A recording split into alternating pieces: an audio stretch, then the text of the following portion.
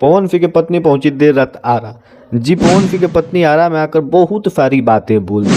पवन सिंह और ज्योति सिंह की लड़ाई बहुत दिनों से चल रही थी और पवन सिंह और ज्योति सिंह के एकदम पति पत्नी के रिश्ता तो है, लेकिन कभी ना मिलाप होता है और ना कभी एक साथ आप देखे होंगे कहीं। लेकिन बहुत दिन के बाद पवन सिंह के पत्नी ज्योति सिंह अपने ससुराल आरा में आई और पवन सिंह देखकर दंग रह गए, क्योंकि पवन सिंह के पत्नी ज्योति सिंह जब आरा आई तो आरा वासियों ने भरपूर स्वागत किया।